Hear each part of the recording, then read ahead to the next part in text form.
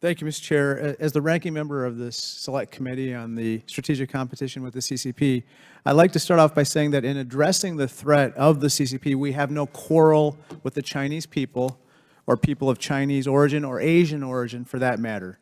That's why we should never engage in any anti-Chinese or anti-Asian stereotyping or prejudice. And I think, Mr. Comer, you started off with that sentiment at the start of this hearing. So I want to just say thank you, and I hope everybody remembers that today as we discuss the CCP competition. General Spalding, while we don't agree on everything, I know we agree on this. One, the CCP is a very real threat.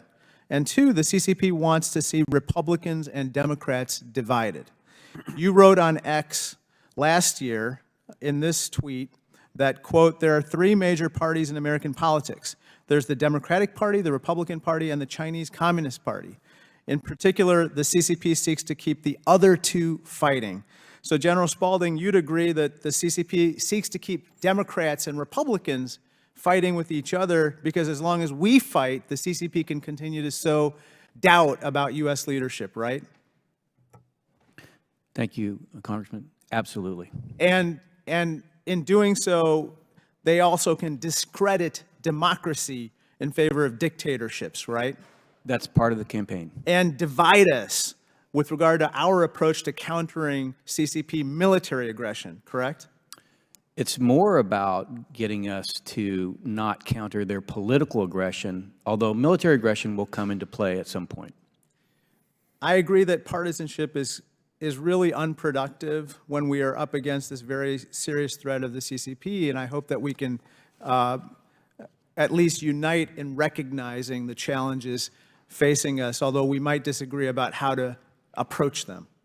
Next, I want to talk about another topic, namely biotech and the CCP's influence over one of our critical supply chains, namely pharmaceuticals. Mr. Mattis, I know you're familiar with the PRC biotech company called WuXi AppTec, correct? That's correct. They're one of the biggest biotech companies in the world, and many American companies actually contract with them to produce their pharmaceuticals. Now, Xi Jinping himself has repeatedly highlighted biotech's importance to the CCP's national goals. And you agree that the WuXi AppTec company is critical to CCP achieving those biotech national goals, right? That's correct. Here's the thing. Published reports say that WuXi is transferring U.S. intellectual property to Beijing without consent. So in order to get ahead, WuXi AppTec is stealing American intellectual property, correct? I believe that's correct, although we haven't proven it in a court of law yet. Well, I've introduced the BioSecure Act on a bipartisan basis, which prevents federal taxpayer dollars from flowing to biotech companies of concern, including WuXi AppTec. WuXi has been lobbying against that bill furiously on Capitol Hill, claiming that, quote, they have no relationship with the CCP and somehow they are a private company. But Mr. Mattis, these are falsehoods, right? That's correct, because even if a company is ostensibly private inside the PRC, if it's hosting a party committee, if it's intimately connected with national strategies like the military-civil fusion development strategy, you're talking about a company that has sort of geared its progress and its orientation toward the party's interests and will be responsive to the party's demands. Mr. Comer, I know you care about this issue, and I hope we can collectively pass the bipartisan BioSecure bill sooner rather than later to address this very real threat with regard to biotech. I'll turn to my final topic, and this is related to Taiwan.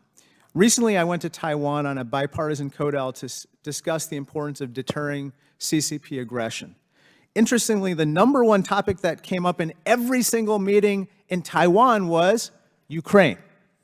Every single person that we met with in Taiwan asked us, are you going to pass aid to Ukraine? Why? Because they see it as vital in sending a message to Beijing to deter military aggression by Beijing against Taiwan.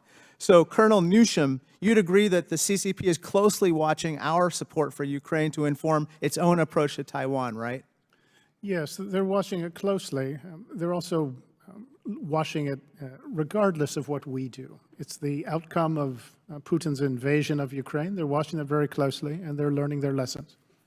You can't be strong on Taiwan and weak on Ukraine. And so I hope that this week, more than any other week, we remember that and we pass aid to Ukraine now. Thank you so much, and I yield back.